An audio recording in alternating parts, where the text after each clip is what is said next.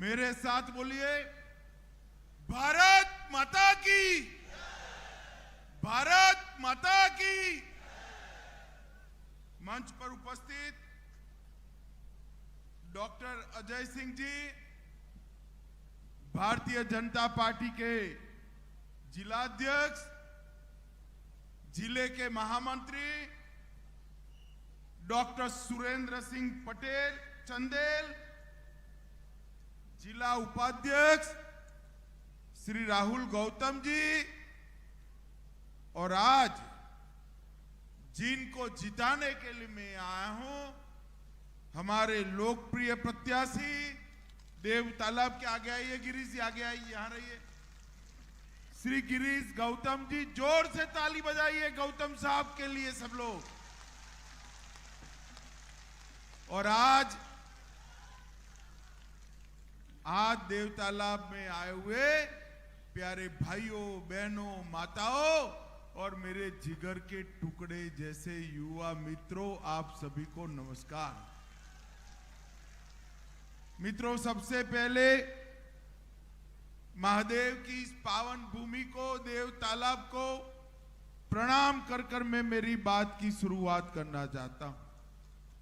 यहां अष्टभुजा धाम में विराजमान देवी मां के चरणों में भी मैं शीश झुकाता हूं, और यहां पर भगवान विश्वकर्मा ने बनाया हुआ जो एक पत्थर से बनाया हुआ शिव मंदिर है, उसको भी प्रणाम कर कर मेरी बात की शुरुआत करता हूं। भाइयों और बहनों, आप सभी को 23 तारीख को वोट देना है, 17 तारीख को वोट देना है, और मुझे आपकी उपस्थिति देखकर मालूम है कि 17 तारीख को यहां पर भारतीय जनता पार्टी जीतने जा रही है प्रचंड मार्जिन से। मगर मेरा आप सभी से निवेदन है, 17 तारीख को जब भी आप वोट देने जाए,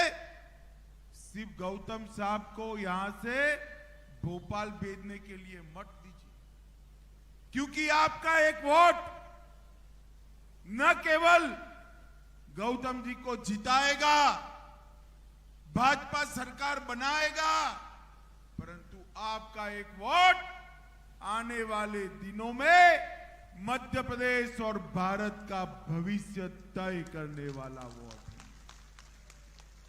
क्योंकि ये चुनाव जो है ये दो खेमों के बीच में है। एक खेमा है ये परिवारवादी कांग्रेस पार्टी। मध्य प्रदेश में कांग्रेस 3 परिवारों से शासन करना चाहती। एक तो कमलनाथ और नकुलनाथ। कमलनाथ जी अपने बेटे नकुलनाथ को मुख्यमंत्री बनाना चाहते हैं। दूसरा दिग्विजय सिंह बंटाधार और उनके बेटे जयवर्धन सिंह, और तीसरा सोनिया जी और राहुल बाबा। सोनिया जी राहुल बाबा को प्रधानमंत्री बनाना चाहते। मुझे बताइए भाई और बहनों, जो पार्टी अपने बेटे बेटों के लिए राजनीति में है, वो आपका भला कर सकती है क्या? जरा जोर से बोलिए, कर सकती है क्या? मध्य प्रदेश और देश का भला केवल और केवल मोदी जी के नेतृत्व में भारतीय जनता पार्टी कर सकती है। मित्रों, जब मैं यहां आया हूं तब ये इंडी अलायंस वालों को पूछना चाहता हूं कि 10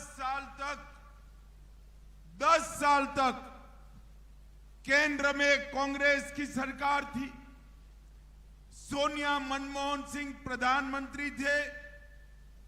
मनमोहन सिंह के 10 साल के शासन में कमलनाथ, आप जवाब दीजिए, कितने रुपये मध्य प्रदेश को ग्रांट के रूप में दी? मैं 15 दिन से पूछ रहा हूं, कमलनाथ जी जवाब नहीं देते, वो देंगे भी नहीं। मगर मैं भी बनिए का बेटा हूं, आज जवाब लेकर आपके सामने आया हूं। देवतालाब वालों, 10 साल के अंदर कांग्रेस पार्टी ने सिर्फ 2 लाख करोड़ रुपया दिया था। कितना दिया था? जोर से बोलो, कितना? और नरेंद्र मोदी जी ने 10 साल बनाम 9 साल में 2 लाख से बढ़ाकर 6,33,000 करोड़ रुपया देने का काम नरेंद्र मोदी सरकार ने।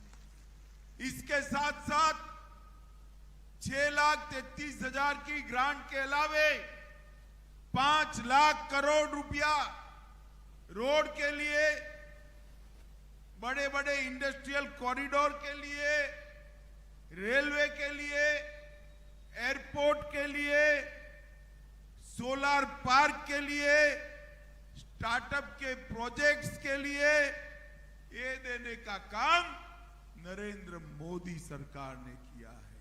और एक कांग्रेस पार्टी, इसने हमेशा मध्य प्रदेश को लूटकर, कमलनाथ जी मध्य प्रदेश को लूटकर कांग्रेस पार्टी का एटीएम बनाने के अलावे कोई काम नहीं किया। भाई और बहनों, नरेंद्र मोदी सरकार ने 93 लाख किसानों को, मध्य प्रदेश के 93 लाख किसानों को हर साल 6,000 रुपया देकर अब तक 21,000 करोड़ का चेक मध्य प्रदेश के किसानों के अकाउंट में डालने का काम किया है।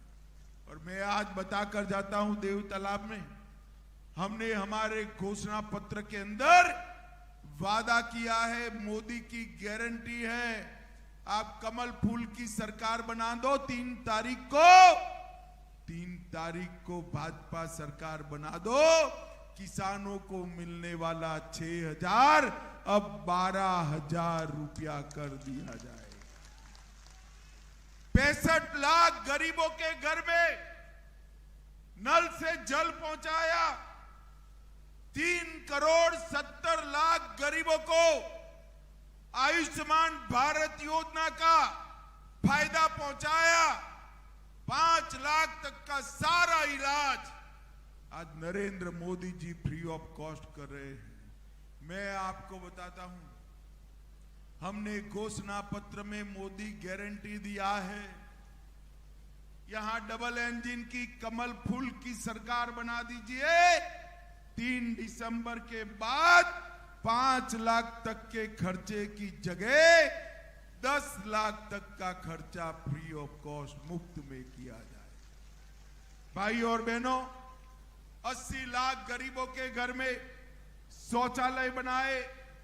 82 लाख उज्ज्वला के गैस कनेक्शन दिए।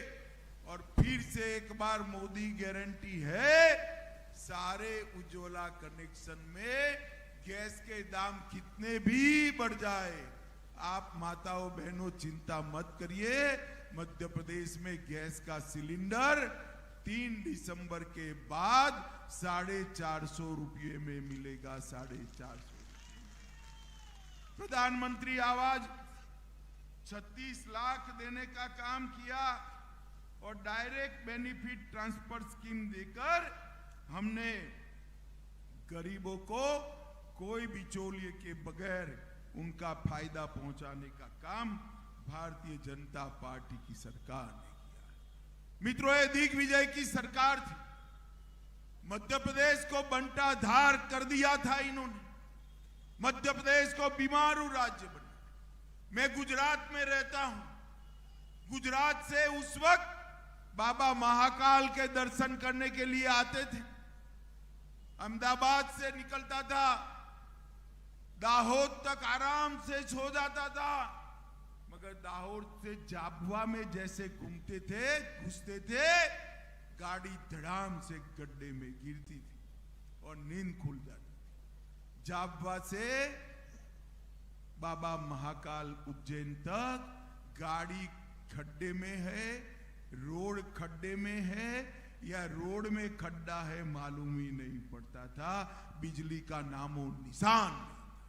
मध्य प्रदेश को पूरा बर्बाद करके रखा था। पूरा चंबल के अंदर गैंग, डकैत, फिरौती, मध्य प्रदेश के अंदर कौमी दंगे, इस सारी चीजों को समाप्त कर 18 साल के अंदर शिवराज जी के शासन में मध्य प्रदेश बेमिसाल राज्य बना है। बीमारू राज्य से बेमिसाल राज्य बनने का काम भारतीय जनता पार्टी ने किया है।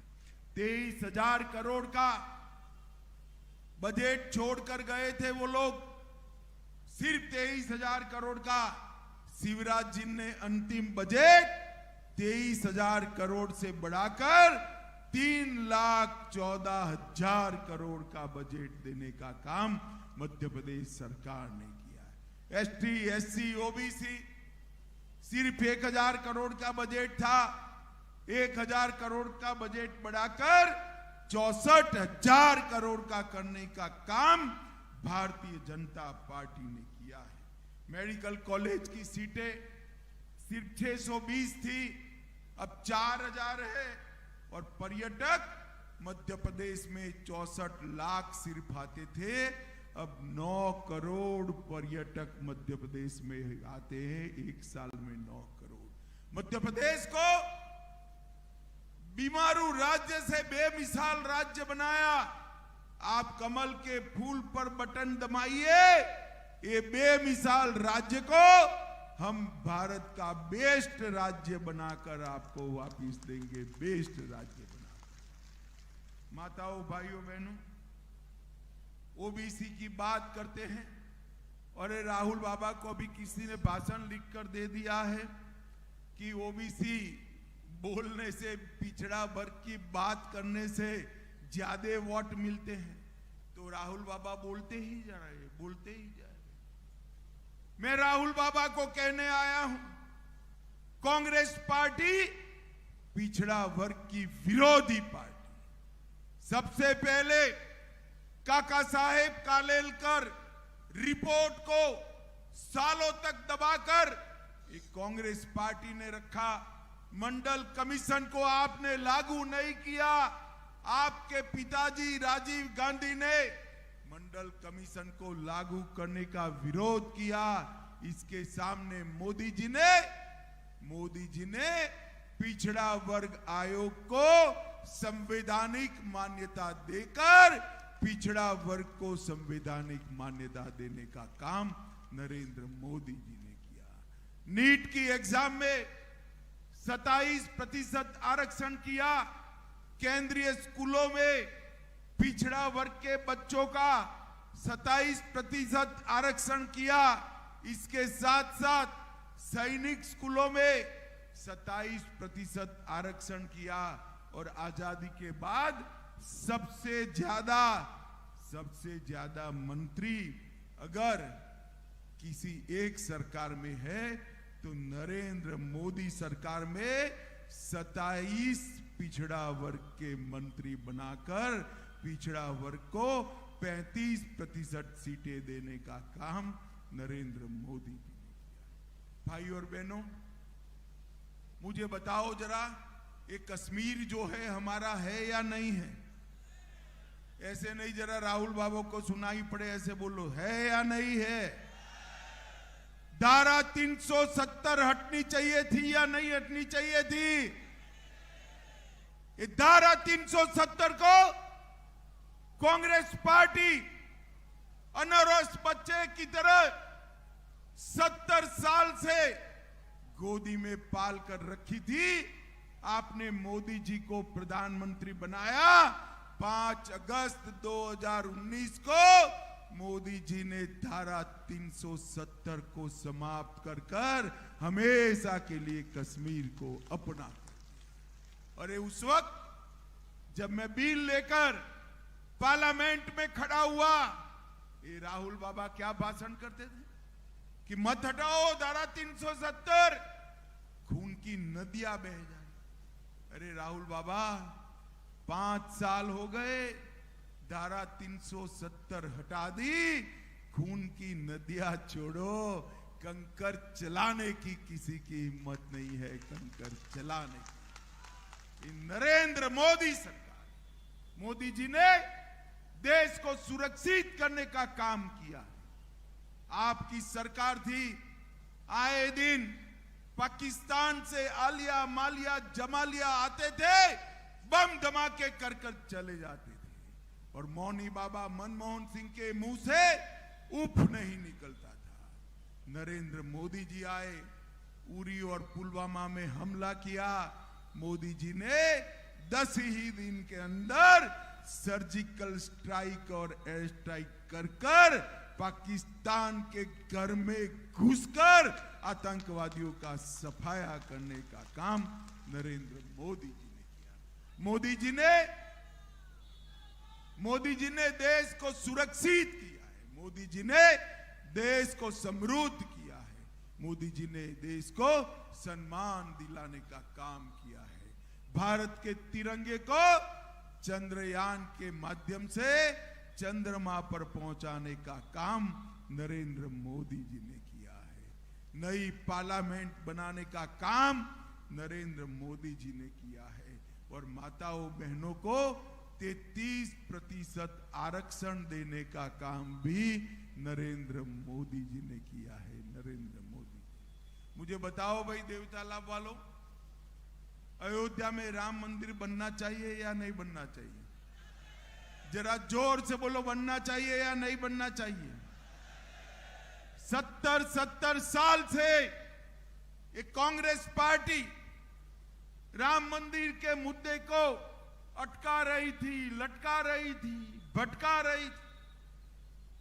550 साल से प्रभु श्री राम अपमानित अवस्था में, नरेंद्र मोदी सरकार आई, मोदी जी ने राम मंदिर का शिलान्यास करने का काम कर दिया। और मित्रों, 2014 से 19 में पार्टी का अध्यक्ष था। ये राहुल बाबा मुझे बहुत ताने लगाते थे, कहते थे मंदिर वहीं बनाएंगे, तिथि नहीं बताएंगे। अब राहुल बाबा, ये भगवान शिव की भूमि पर मैं कहने आया हूं, 22 जनवरी 2024 को रामलल्ला की प्राण प्रतिष्ठा अयोध्या में होने वाली है। देखो आप लोग, इस बार 3 दिवाली मनानी है। एक तो मना लिए, परसों मनाया ना, 2 दिन पहले मनाया नहीं बनाया।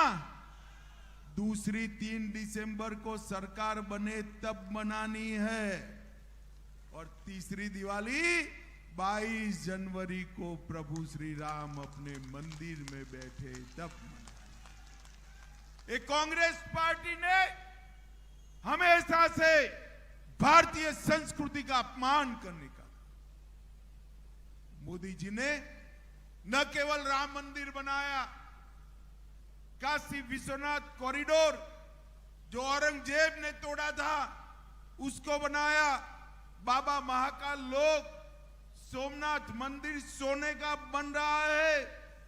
बद्री धाम और केदार धाम का पुनरुद्धार किया। ढेर सारी संस्कृति की विरासतों को उन्होंने पुनर्जीवित और ओजस्वी करने का काम हमारे नेता नरेंद्र मोदी जी ने किया। मित्रों, आपके सामने 2 विकल्प, एक बेटे बेटियों के लिए, भ्रष्टाचार के लिए, अपने निजी स्वार्थ के चलने वाली कांग्रेस पार्टी, और दूसरा देश को सुरक्षित, समृद्ध और देश का सम्मान बढ़ाने वाली भारतीय जनता पार्टी, नरेंद्र मोदी जी की पार्टी। माताओं, भाइयों, बहनों, में अपील करने आया हूं, इस 17 तारीख को कमल के निशान पर बटन दबाइए। एक बार एक काम करने से 2 फायदा हो तो करना चाहिए या नहीं करना चाहिए? जोर से बोलो, करना चाहिए या नहीं करना चाहिए? आप एक बार कमल का निशान दबाओगे, यहां तो भाजपा सरकार बनेगी और साथ में बोनस में 24 में नरेंद्र मोदी जी भी प्रधानमंत्री बन जाएंगे। तो करना चाहिए या नहीं करना चाहिए? जोर से बोलो, करना चाहिए या नहीं करना चाहिए? तो कमल के निशान पर बटन दबाओगे क्या? हमारे गौतम जी को जिताओगे, प्रचंड बहुमत से जिताओगे, भाजपा सरकार बनाओगे, 24 में मोदी जी को प्रधानमंत्री बनाओगे, तो मेरे साथ दोनों हाथ उठाइए, सभी लोग उठाएं, इस ओर भी खड़े हुए लोग उठाएं, अपनी संकल्प की मुट्ठी बीचे और प्रचंड आवाज से बोलिए, भारत माता की, भारत माता की, वंदे वंदे